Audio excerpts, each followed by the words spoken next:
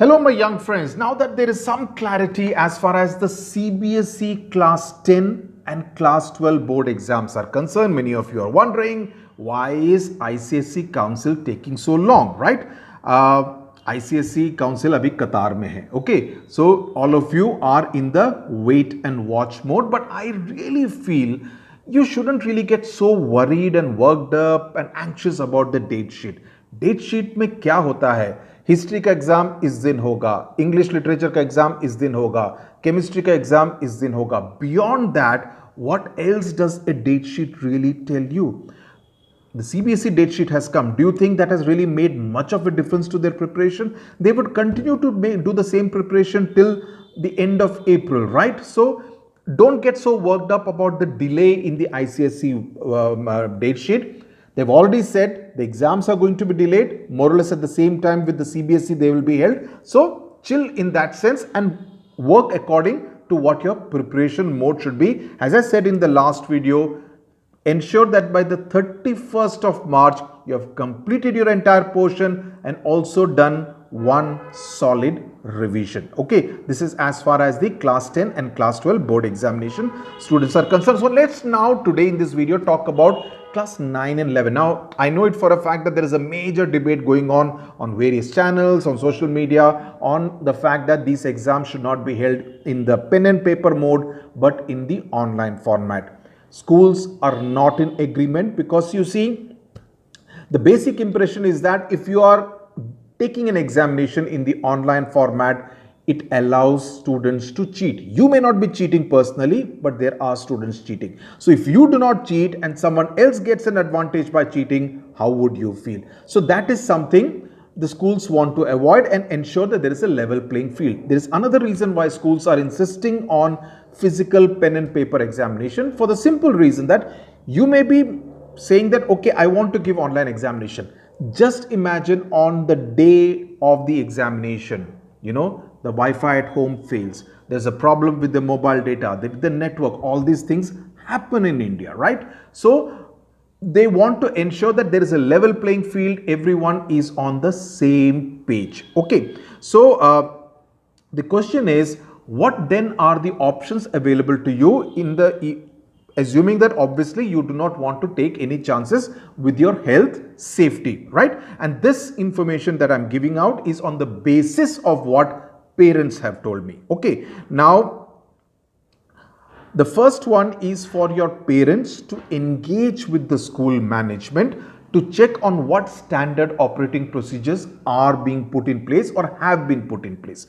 The parents are stakeholders. The students are stakeholders. They need to engage, communicate with the school management so that everything is clear, what SOPs, and if you are not satisfied with some SOPs, if your dad and mom, if your father and mother, your appa and amma are not happy with some of the SOPs, please convey that to the school management. Okay, so every stakeholder has to be involved.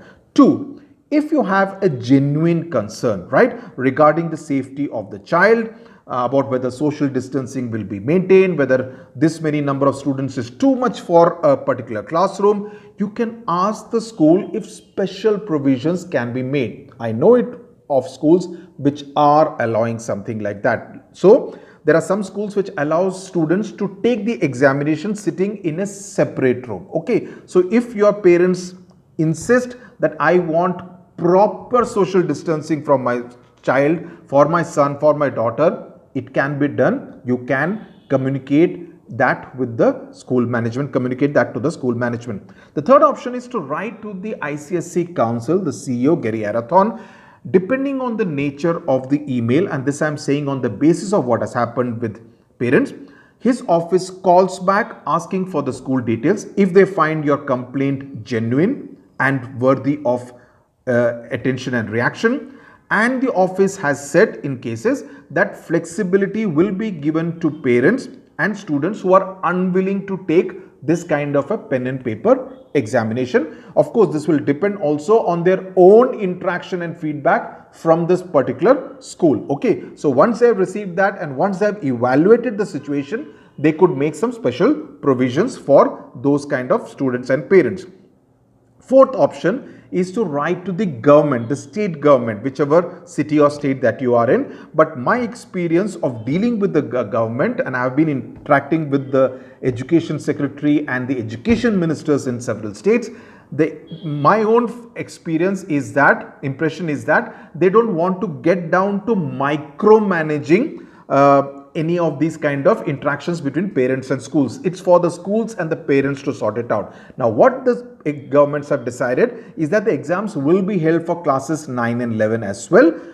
There will be no general promotion will be given. Okay, so don't believe people who say sabko general promotion milega. Examinations will be conducted. They could be a little lenient with the marking, that's a different thing. But there will be no general promotion. But yes, parental consent is necessary for the child to appear in this pen and paper examination.